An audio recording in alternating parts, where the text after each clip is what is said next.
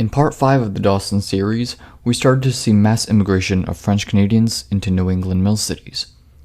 Today, I'm joined by Dr. Patrick Lacroix, where we'll be discussing the transition from farm to life for these Quebecois immigrants. This is Dawson Revisited.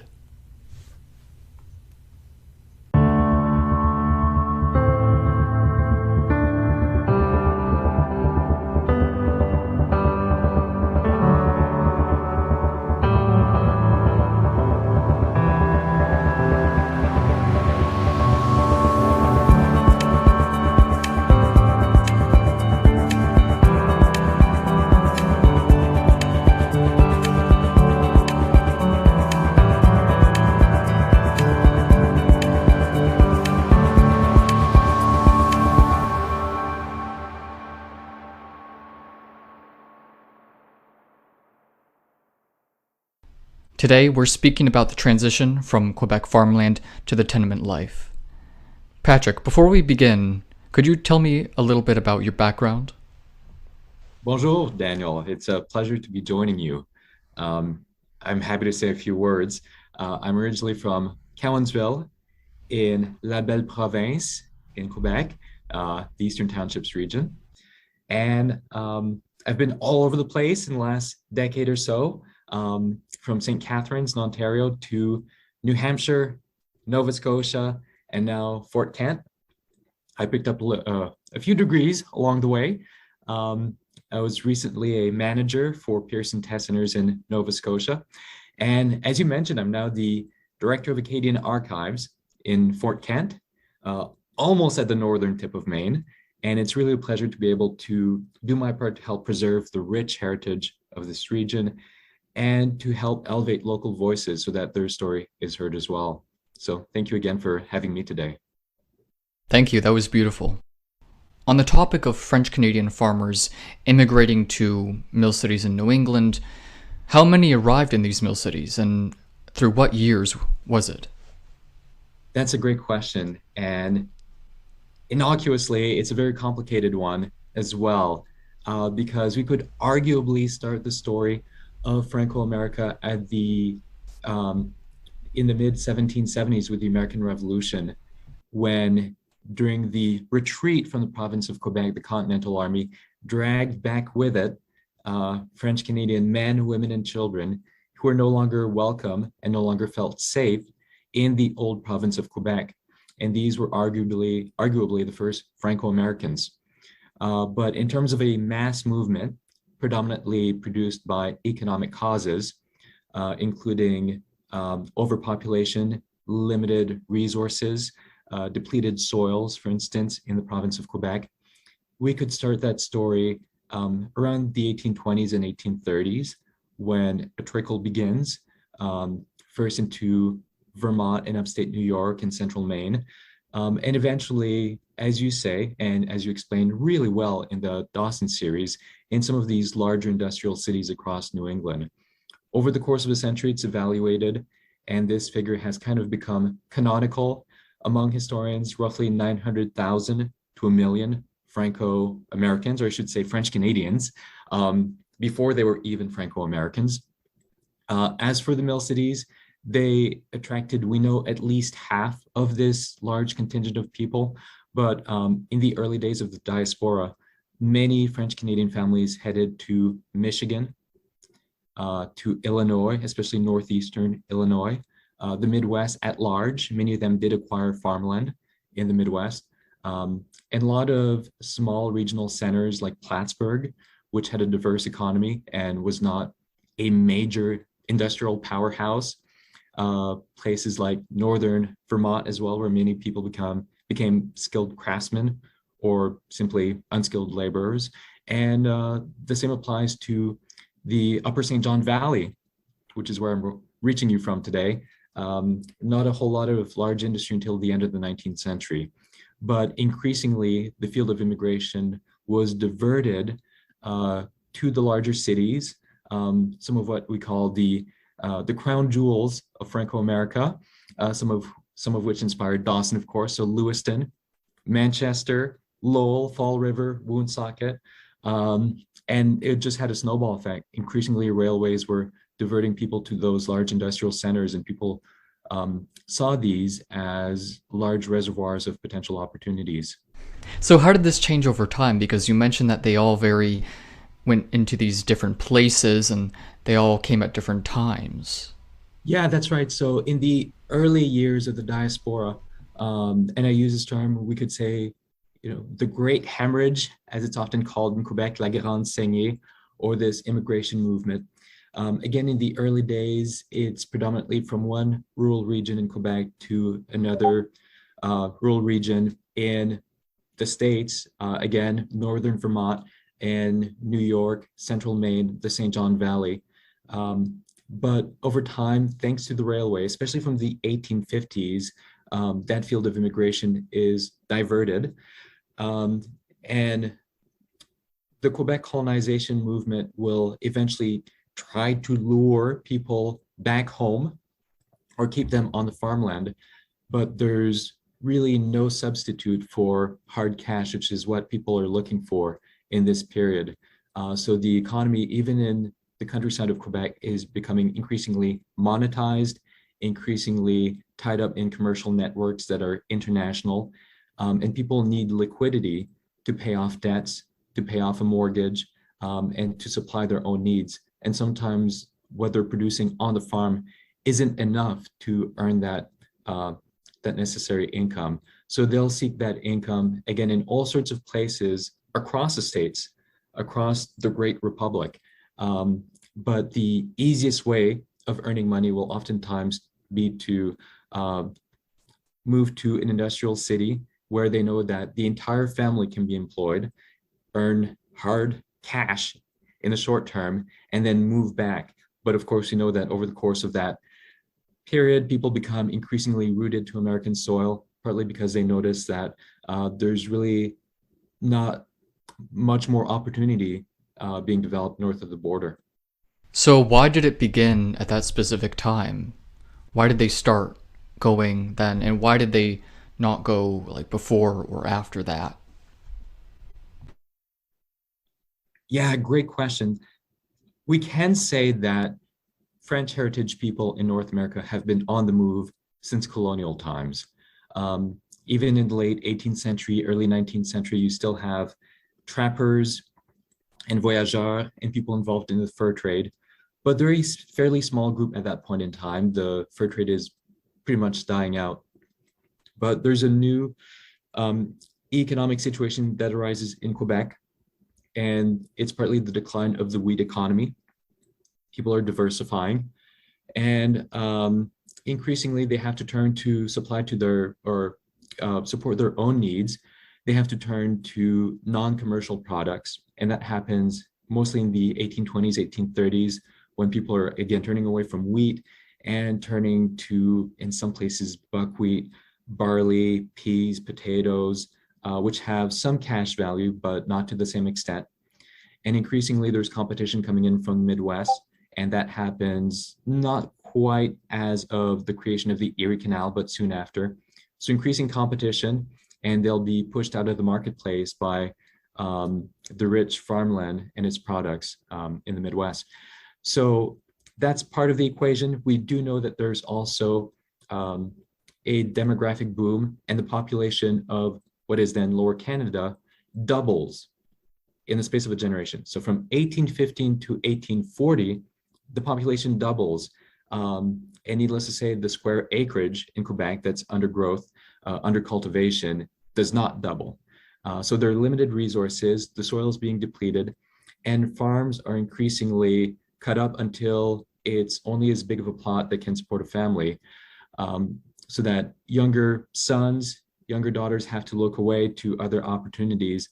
And for those who might not be interested in going out into the wilderness of Quebec and compete with bears and moose and raise mosquitoes practically for a living just by virtue of being there, they need to move south. They need some sort of cash. They need to support themselves. And where else but in the States? And increasingly, we might discuss this a little bit further on in this interview, but specific regions of Quebec will become increasingly tied to specific regions of the Northeast. Well, you guessed that right. That actually was what I was wondering. So where Where did they come from in Quebec? A very large proportion of the immigration movement will come from the what we call the Champlain Richelieu system, that is east and southeast of Montreal. Um, so from New York City to Sorel, you practically have a straight hydrographic highway, which is the Hudson River, and then there's a short portage, Champlain, Lake Champlain, and then the Richelieu River. And from the 1790s onward, that is a very rich commercial artery. A lot of the wood that's being cut along the shores of Lake Champlain to make room for Yankee settlers is floated down the river and sold at market in Montreal. And so people are very much aware that this is a potentially profitable commercial artery, and increasingly people move up from the lower Richelieu Basin upstream along Lake Champlain because they know that there's a lot of economic activity there. So, just for us non-smart people, where exactly is this in terms of what we know? Like northern Vermont? Uh, yeah, so the Lake Champlain separates New York State from Vermont. So it's right between the two, it's sandwiched between the two.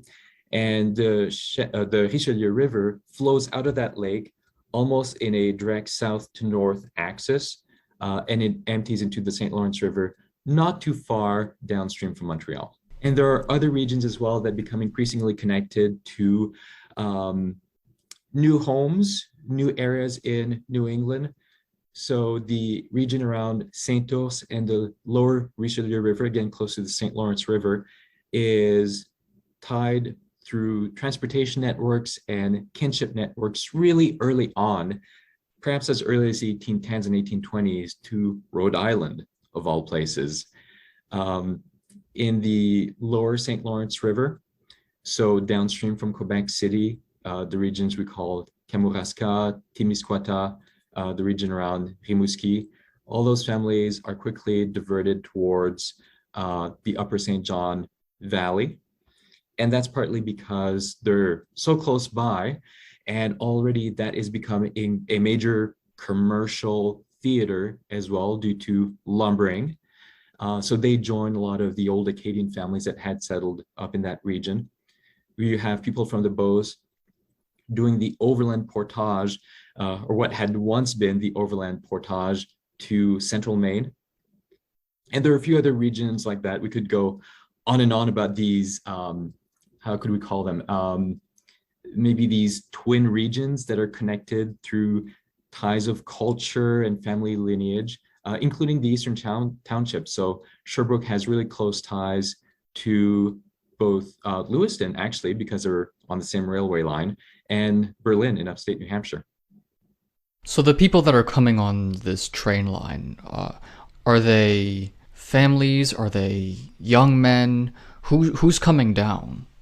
In the early days of the diaspora, in the 1820s, 30s, 40s, into the 1850s, so all through the first half of the 19th century up to the American Civil War, we do find that it's predominantly young men who are hoping to earn cash on the quick, who are no longer needed on the family farm, and who are hoping themselves to found a household. And before they can contract a marriage to anyone, so that they can be an alluring partner, if you will, they need to have some sort of income. They need to have savings. They need to be able to put money on a plot of land or have earnings of some kind. So that's predominantly what we see in the first phase of the diaspora. And we do see a lot of young couples as well. So we suspect that a lot of these young men are coming back to Lower Canada or to Quebec to marry, and perhaps facing few other opportunities and now being well acquainted with the States, they come back down and found a household on American soil. I've noticed in my research on upstate New York that so many of the couples that we find in the censuses of 1860 and 1870, we have both parents born in Canada or Lower Canada, and all the children, including the eldest, they're born on American soil, which suggests that upon marrying, they moved really quickly, or sometimes only the eldest child or daughter was born in Canada. So we have young couples, and soon thereafter, increasingly, we'll have whole families where, again, they realize that there are industrial opportunities and the income of a full household is needed. So you're saying that these elderly people, like the meme and the pepe, are they staying in Quebec or are they coming to the United States? My sense is that that's one area where further research is needed. So that could be for all those who are listening, that could be a fun dissertation project, research project, podcast project, you name it. Here's what we do know, or at least that I know. Um, Many of these people who are older have already had, a full lifetime's worth of work. Oftentimes they have owned a piece of property. Many of them are quote unquote renters or rentiers, which means to say that they've passed the plot of land or their property on to the next generation in exchange for what we call a rente.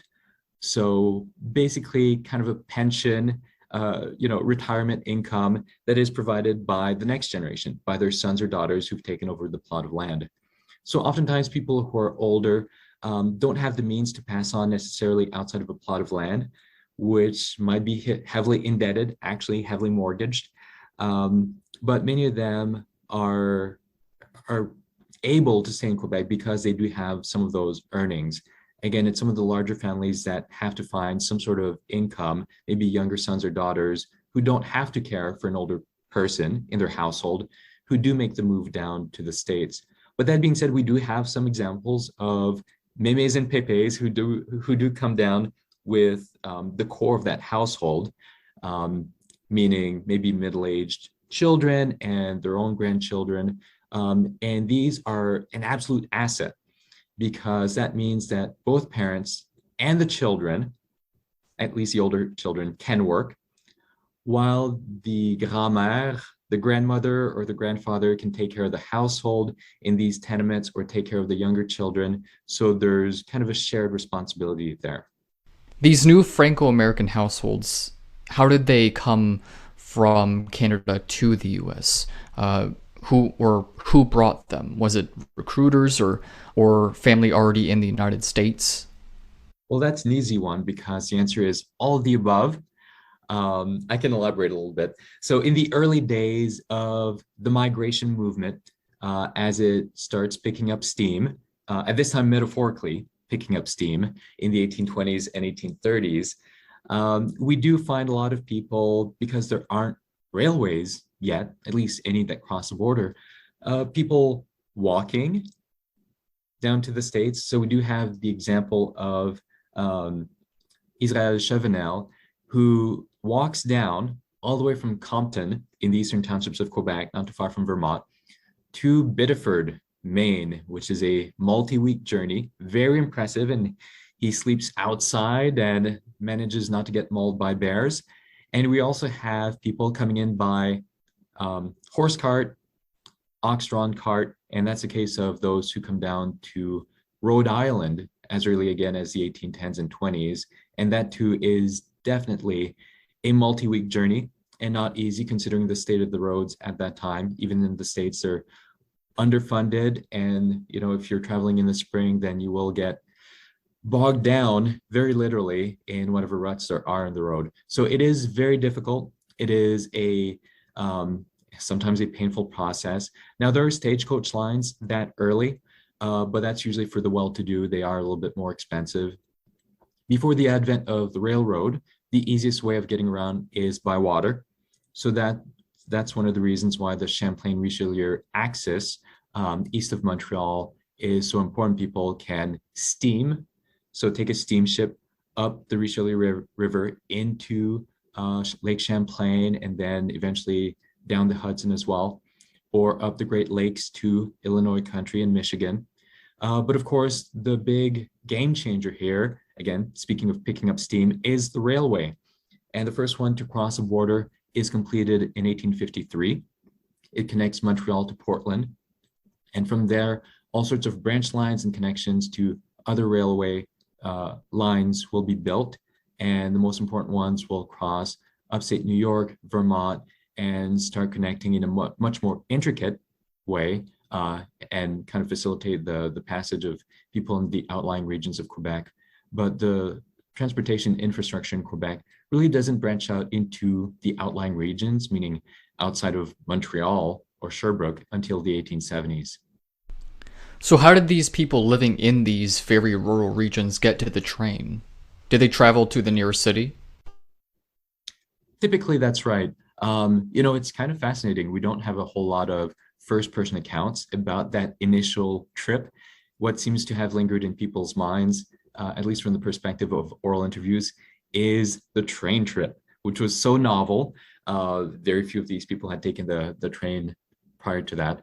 But we suspect that that's right. They took a cart or were driven in some sort of cart or horse-drawn vehicle by their friends or family to the nearest station, after which their friends or family would go back home, and that would enable them to also bring luggage, and of course food for the trip. And you can just imagine many of these trips are full day affairs. Even leaving aside the process of getting to the train station in Quebec, it often takes a full day's journey to get, say, from Montreal to Manchester or some of the other cities in the crown around Boston, industrial crown.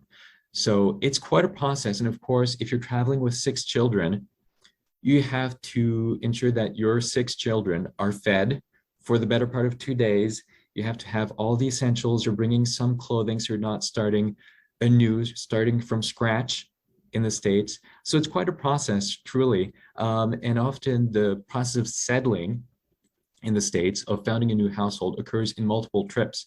So the head of household, as they call them then, so maybe the father, the husband in the household, would cross first, explore, meet with kin who are living down there, try to find positions, try to find an apartment. So there'd be all these exploratory trips that history hasn't really recorded, but we do know somewhat anecdotally from oral interviews that did happen, so that the moment that the whole family was ready, they could do it all in one go, somewhat painlessly.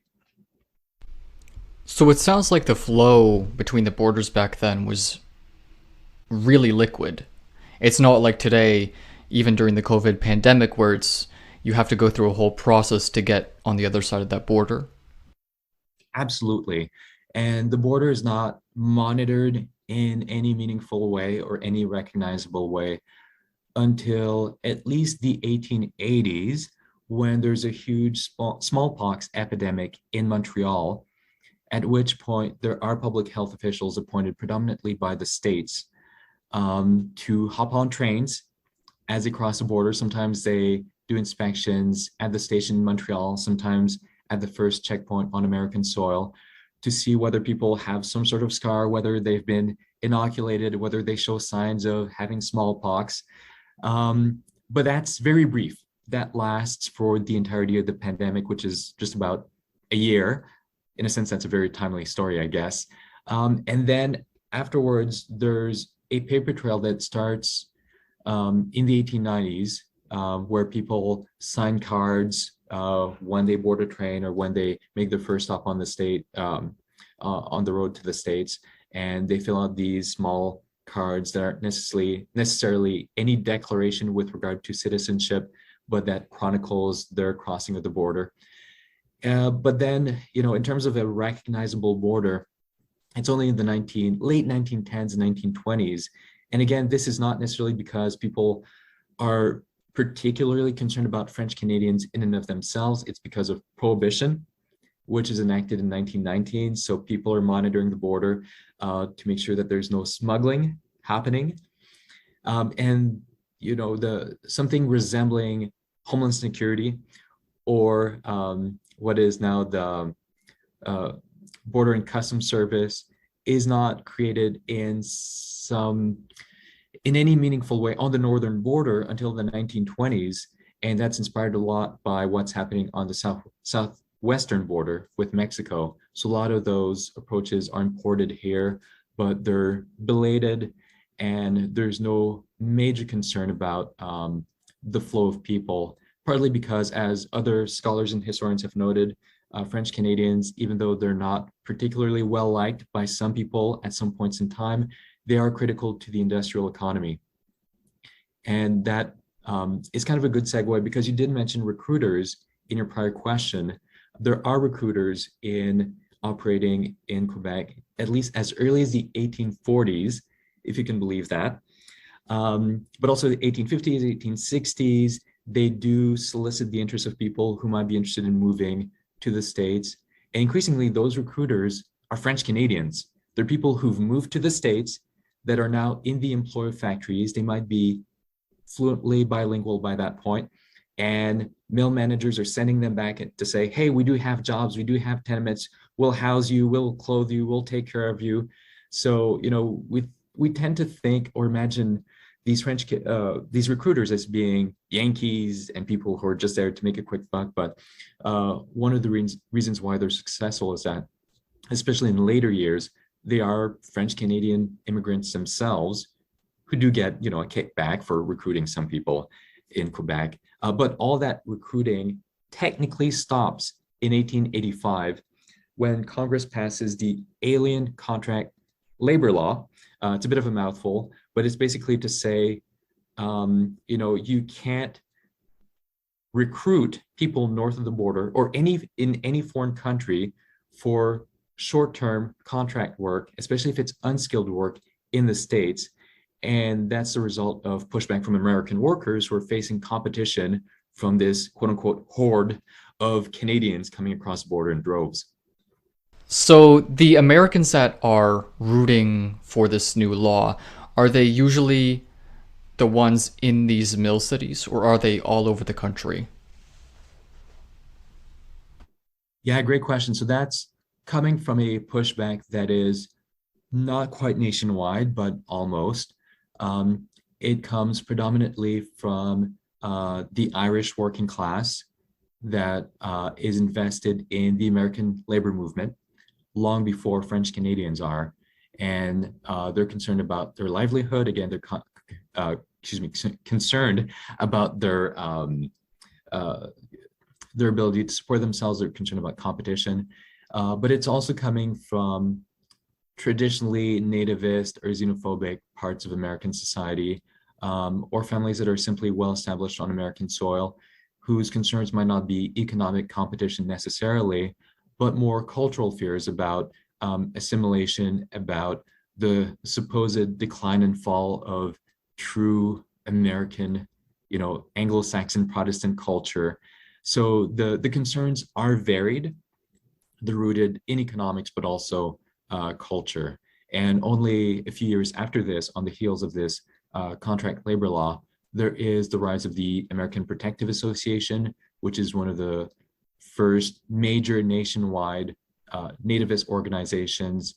And of course, as John Hyam explains in his great work on American nativism, it basically goes in waves. There's the xenophobic period of the know-nothings kind of recedes at the time of the Civil War, partly because so many of the people who are fighting are immigrants, including Irish immigrants. Then there's a rise again in the 1880s, what again John Hyam calls a crisis of the 80s, declines slightly momentarily in the 1890s, and it kicks up again a little bit later on. So it comes in waves, and oftentimes it is correlated directly to the economic cycle. So by the sound of it, the Americans did not like them arriving. They didn't like them, quote unquote, taking their jobs, per se. Well, arguably, there's limited direct competition between Americans in the sense of native-born Anglo-Saxon Yankees, the term I use without afterthought, just because that's a term that's being used at the time. There's much greater competition, again, with the Irish, and that's partly for jobs, but it's also for resources that might be allocated to religious institutions.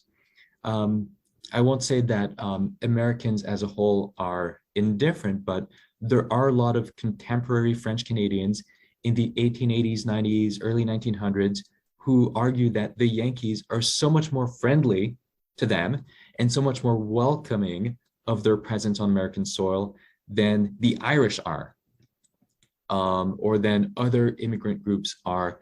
Again, partly because there's this running battle over urban geography, over the limited resources of these mill cities. So even though the APA, the American Protective Association, is predominantly an Anglo-Saxon affair, on a day-to-day basis, what conflict there is predominantly with the Irish. And again, this is a time when there's significant ethnic, not necessarily forcible or legal segregation, but de facto segregation in a lot of these cities between different ethnic groups. So the Irish will have the Irish Quarter, or whatever it's called, in Lewiston, Lowell, and Fall River, and French Canadians have their Petits Canada, Little Canada, and oftentimes by this point, the Yankees are well-to-do. They've done better in life. There's less competition, and they've moved to different sectors of the city that are more affluent. So again, the actual direct exchange between these two groups is slightly more limited, which might explain the impression that the Yankees are just more friendly, or that there are no issues at all between the Yankees and the Franco-Americans. So you mentioned this a little bit ago.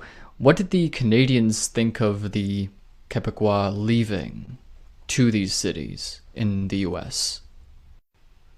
Certainly. So if we're talking about Canada at large, or as it was for part of this period, British North America, we have to remember that English Canadians face an outmigration of the same proportions. So we often believe, or were easily led to believe, that French Canadians were, the majority of the people, the vast majority of the people leaving the British dominions in North America. But again, English Canadians move with their feet, at least from the 1850s onward, in the same proportions, as Bruno Ramirez, the great Quebec historian, has argued. So they're facing not necessarily the same economic conditions, but the same challenges. And they're also feeling the powerful lure of the American economic engine of potential opportunity. And Americans are great about selling themselves, selling their promise, selling their nation. So a lot of French Canadians and English Canadians buy into that. And there's a lot of remigration as well. People coming from Ireland to the British dominions, meaning the British North American colonies, Canada, working there for a few years, finding a spouse, and then moving almost instantly to American soil. So that process of remigration is really interesting as well. So it's, again, not only French Canadians going on this journey, but you've talked about impressions and how elites really are dealing with this situation. And the reality is not well. That's the short answer. But whether they could have done better, considering the significant structural woes of Lower Canada, considering, again, the power of the American economic engine and industrialization, were they holding back a tide that really no one could stand against? That's kind of the ultimate question for a lot of scholars who look at the subject. But either way, a lot of I'll rephrase that, a lot of Quebec elites are not too fond of people leaving, partly because it means that French Canadians as a whole have less numerical weight within Canada, so they have fewer representatives potentially in the halls of power in Ottawa. And of course, these elites feel as though there's this dissolving of French Canadian culture the moment that people leave the border. And this narrative is still present, right? People are leaving Quebec, and ultimately it's to their cultural doom. And there is no hope for French Canadian culture or the French Canadian language or the Catholic faith outside the bounds of Canada. So that narrative is still very much there outside of Quebec. So there is some condescension that is very visibly and audibly expressed by these Quebec elites. And they are trying to do what they can with the limited means of the province of Quebec in the late 19th century to keep people here and repatriate them. Repatriation schemes are, for the most part, a bust. Very few succeed. We could count them in the low thousands, probably, based on existing estimates. And there is some work to open up other regions of Quebec, and those regions are settled, but the land is never as fertile as that of the lower St. Lawrence, or sorry, of the St. Lawrence Valley as a whole. And oftentimes they're sending people out into the wilderness to harvest rocks and you know, to starve for winter upon winter upon winter. So it's a lot more alluring, especially if you consider the amount of labor required to open up, farm in the middle of the wilderness, cut down trees, eat potatoes and turnips for 2 years, 3 years until you can sow wheat, get rid of the stumps. It is a giant endeavor. Now, compare that to the alternative of hopping on a train and being able to feed yourself the next day just by walking into a mill. So it seems quite natural that a lot of people are leaving. And that's what the Quebec elites are up against, the ease of hopping on a railway and being able to feed yourself instantly. So it sounds like it was super easy to just hop to the U.S., get to one of these mill cities, and but when they got there, what happened? Where did they live? Well, this is where the role of kinship networks and larger social networks is really important, including epistolary networks, so letters that might have been exchanged with people. So there's this huge network of communication that occurs that is necessary, that has to be in place really for people to be able to come in and thrive. I don't want to exaggerate how easy it was, but the fact is that by the time whole families moved to the States, some of the groundwork has been laid. Chances are they already know a former neighbor or friends, or again, kin, larger extended family that have already made the move, that and maybe those people who are already on the other side of the border are trying to lure them and say, we're doing okay, we're doing better than we did in Quebec.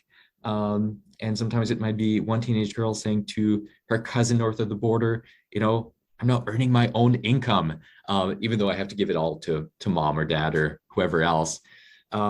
So it's easy to miss that part of the picture of the amount of communication, much of which has been lost.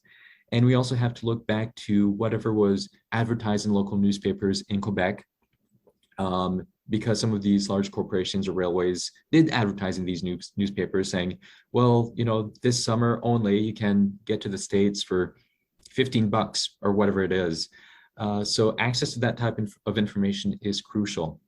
In the early days and early decades of the mass migration, again, partly because we have a lot of single men, they tend to turn towards boarding houses that are kept by sometimes widows, private individuals. Sometimes it's an actual company. If the company is big enough, it might have its own boarding house where men are served a meal, where whatever they earn in that company goes back into the till to have a roof over their heads.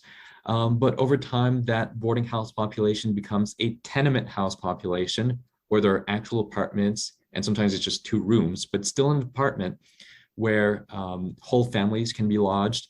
And as people start moving up the economic ladder, and this is a multi-generational process, they might move into a triple decker, as you brilliantly discussed this in the initial Dawson series, and then eventually maybe in Californian bungalows after the Second World War.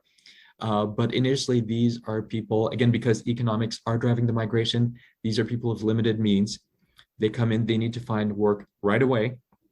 And maybe that's something that's been facilitated by a recruiter or somebody in their extended family who's already in that mill city. And they'll have to find furnishings for their homes. And this is where Franco-American businessmen play a key part. So they're able to lend furniture or to provide it on credit to these French Canadian families, knowing that they'll be able to pay it back. And these local businesses owned and operated by French Canadians are in many respects and in many places the heart of the community, because that's where information is exchanged, and that's where these new immigrants can learn about the larger community. So it seems like when they first arrived, there was quite a bit to do. And you said that many of these, say, single men would live in boarding houses. So often, would they find work or housing first? That's a great question. So in many places, that's indissociable. Um, And I think, again, that's with this early boarding house population, we need more research. People typically start the story of the diaspora in the 1860s, sometimes with grudging acknowledgement of the 1840s and 50s, but we still haven't really traced the most common experiences, the most common fields of migration. And granted, the resources are limited, meaning the primary documents that attest to this population. But again, in most cases, there is some sort of connection between the boarding house and the company will direct people to the boarding house or the boarding house to the company if they're not owned and operated by the same thing. And very often also, there is a single industry. So if you go into a boarding house in Berlin, New Hampshire in the 1870s or 1880s, well, you're going to work in some sort of lumber related field. And there'll be one or two big mills, and that's about it. So in the outlying regions, it's very hard to parse those out. And to a great extent in the larger mill cities as well, especially in the early decades, the tenements that go up really quickly, like in places like Fall River, they're nearly all, and there are exceptions, but they're nearly all, again, in those early years, owned by the large manufacturing concerns. So we're talking a lot about like these single men. What were the lives of women or the children? How did they change from farm to mill? Great question that we really need to, I think, address more and address better as researchers, because it is often implied that we're talking from a predominantly masculine perspective, or if not masculine, male, maybe. So it's important to note that although we might think that these are people working for the first time, what we're really talking about is that they're working outside the household, potentially for the first time through the immigration process, and they're working for wages for the first time. Because let's not kid ourselves, on the farm, women were working hard and probably at least as hard as men, in the kitchen, in the garden, in some cases in the fields, raising children, teaching children, mending clothes, making sure that everything was as spick and span as it could be, as clean as it could be within the household. So women were bearing not only children, but a pretty sizable load in terms of their contribution to the domestic economy and the domestic household in Lower Canada.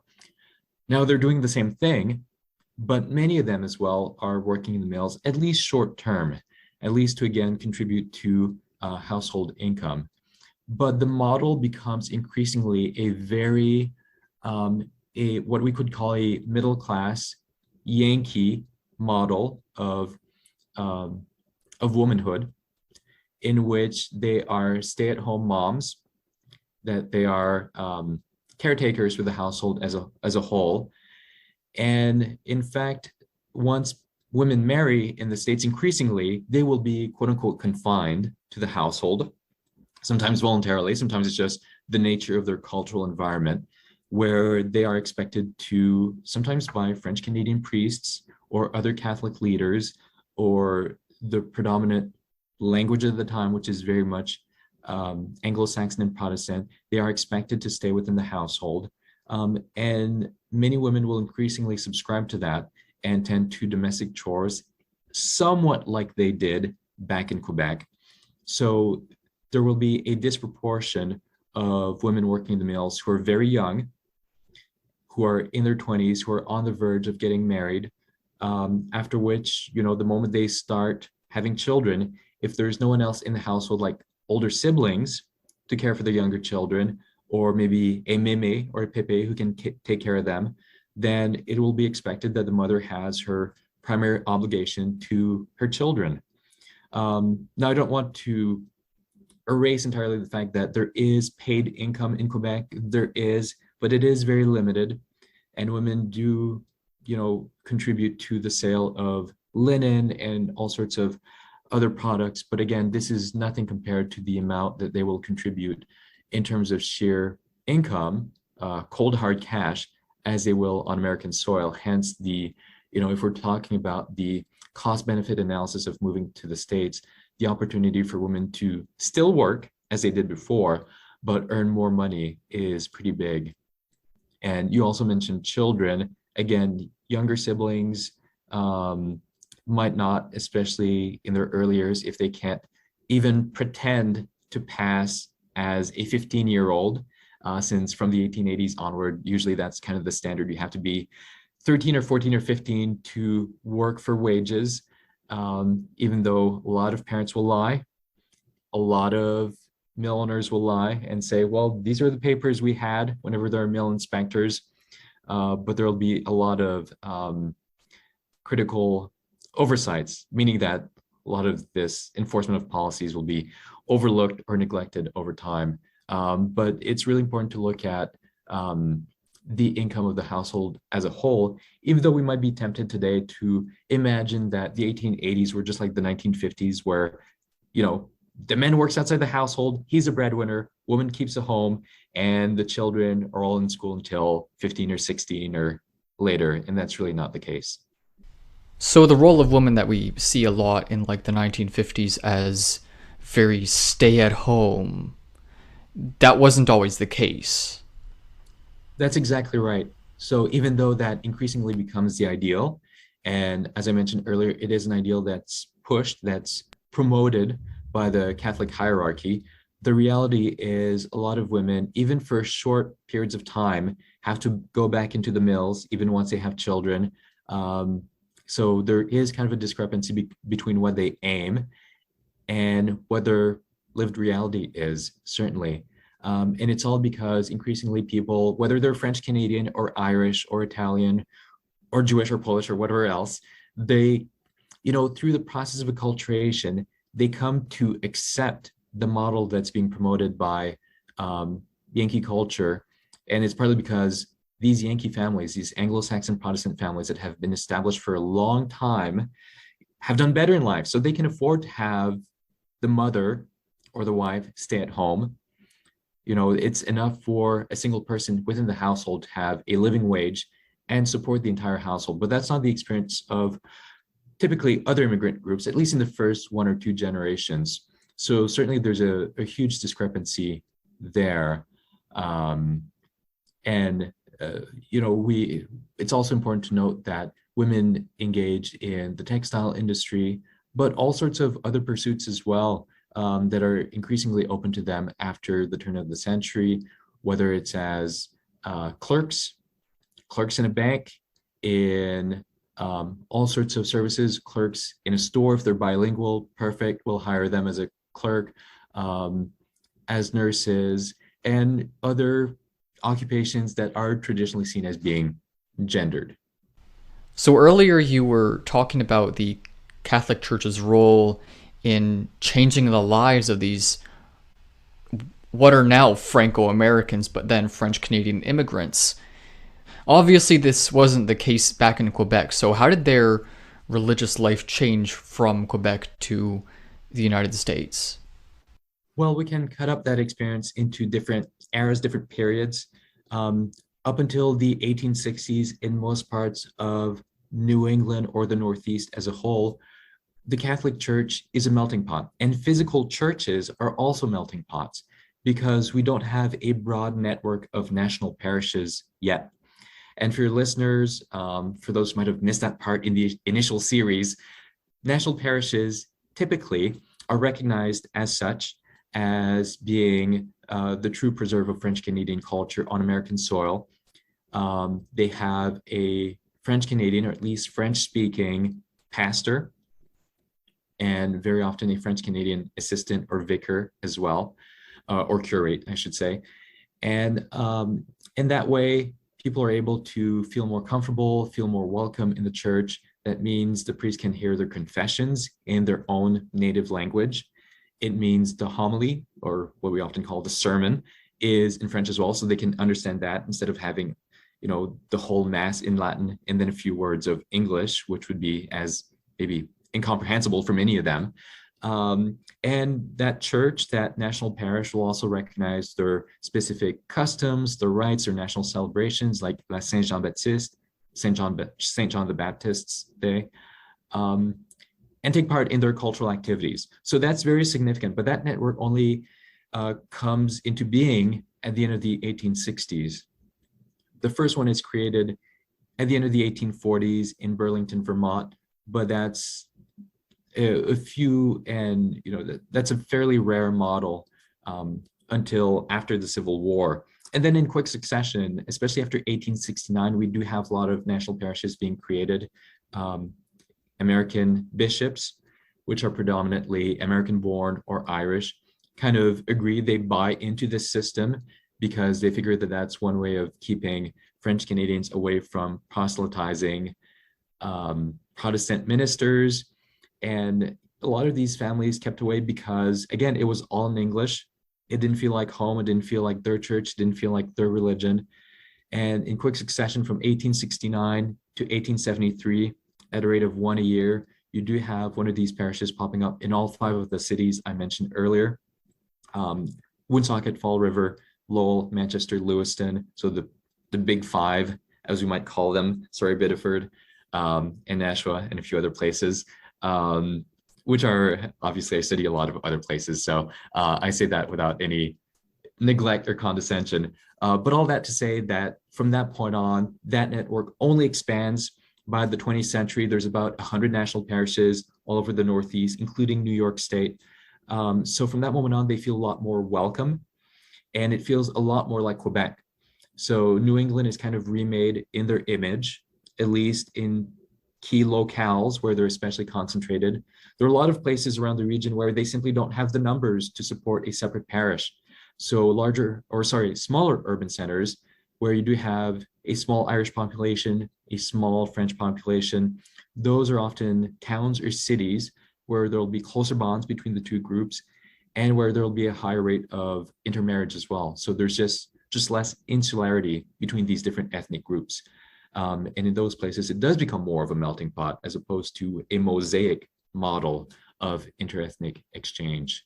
But one of the big points of contention between these different groups in large cities is simply the fact that these national parishes have to be carved out of existing parishes.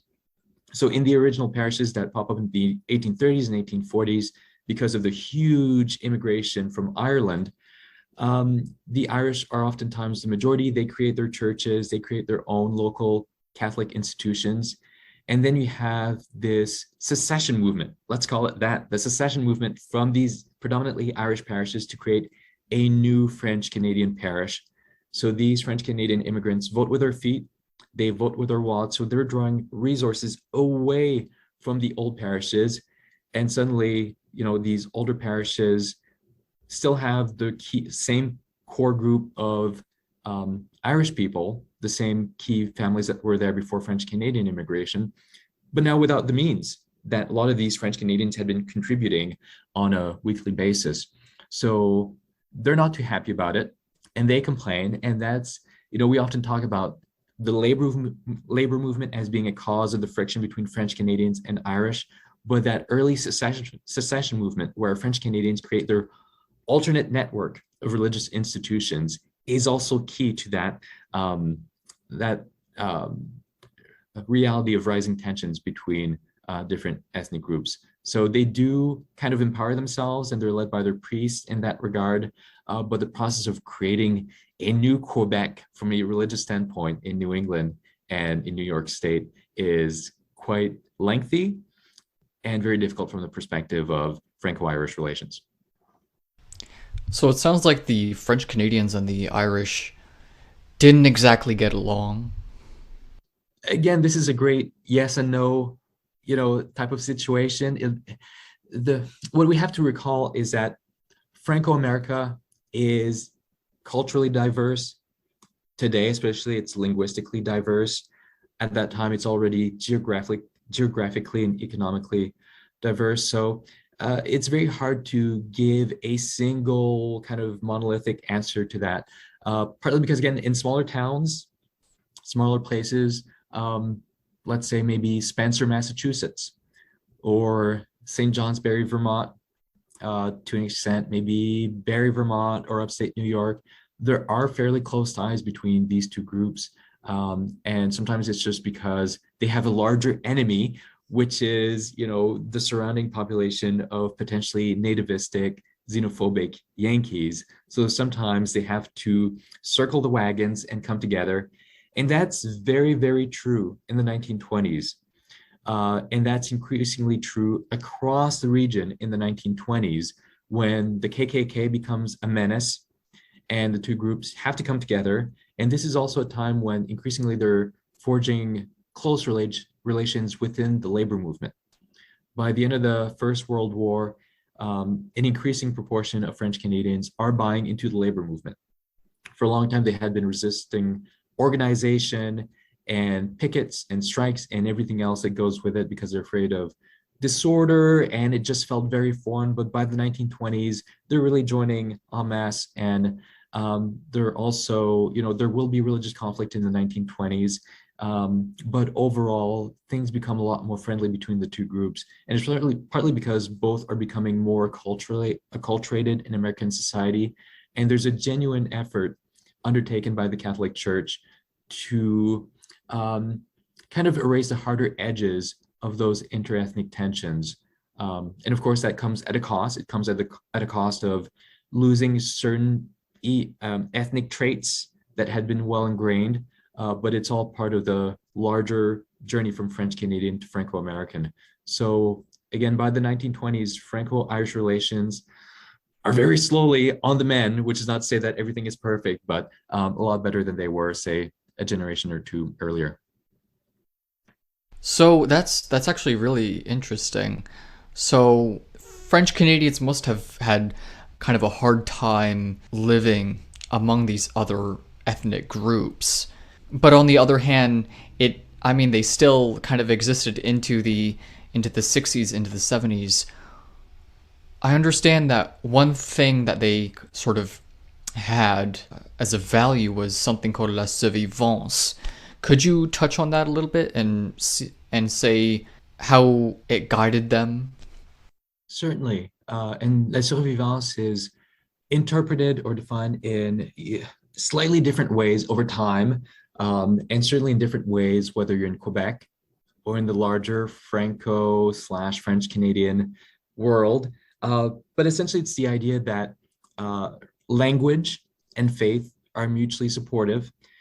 It's an ideology, of cultural survival, of preservation, and it's thought that the preservation of the tongue will help to keep people true to their faith, as opposed to being anglicized, and that being kind of a launching pad towards Protestantization.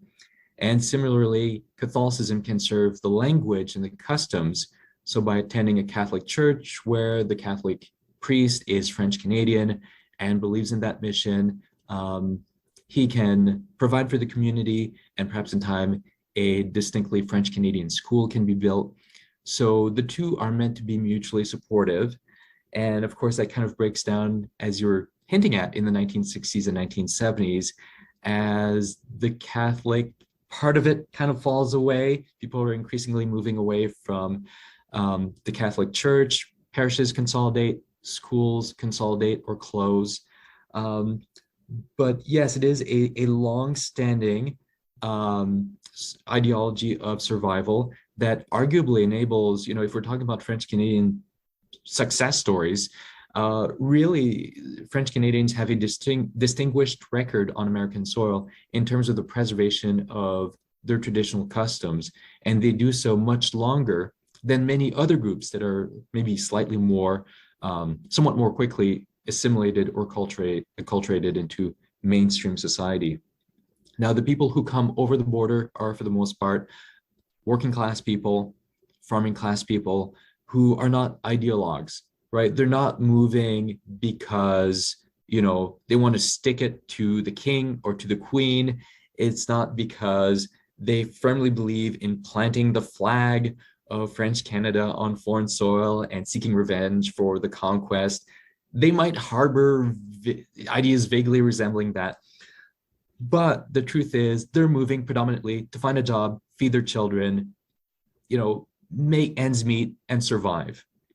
Now, that ideology is kind of in the background, and it's tweaked and refined by pastors and people in the press and businessmen, professionals of all kind. So there's certainly bathing over time in that specific context, which I think we certainly do need to acknowledge. And those will be the symbolic guides of the French Canadian community.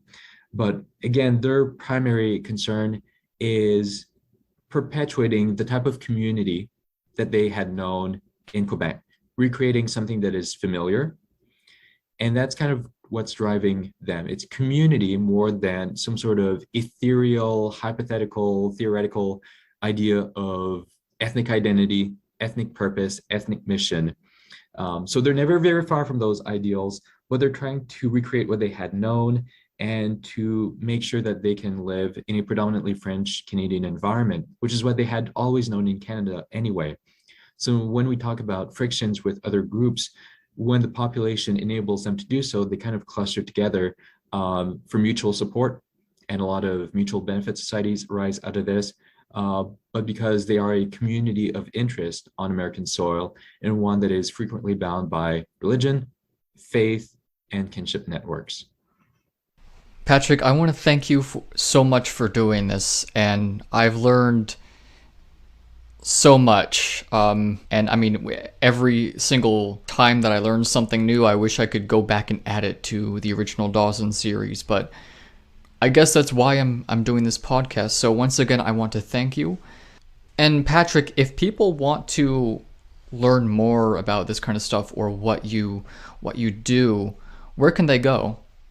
Well, first off, I invite all of your wonderful, smart listeners to, if not come physically to Fort Kent, Maine, to the Acadian Archives, to check us out online. A quick Google search will do, to find all the amazing resources that we do have in the Upper St. John Valley. Really wonderful community up here. So if you can visit, please do so. I invite also everyone who's listening to check out my website and my blog on Franco-American history. As you mentioned in the introduction, very kindly, which I appreciate. It's querythepast.com. And needless to say, if anyone wants to get in touch with me, I'm happy to answer additional questions, provide guidance, exchange, field comments and criticism. And again, you can just Google my name or find me at the Acadian Archives, or use the contact form on my website. I'm thrilled to keep this conversation going wherever it leads. So thank you all, and thank you especially, Daniel, for the invitation. Thank you, Patrick.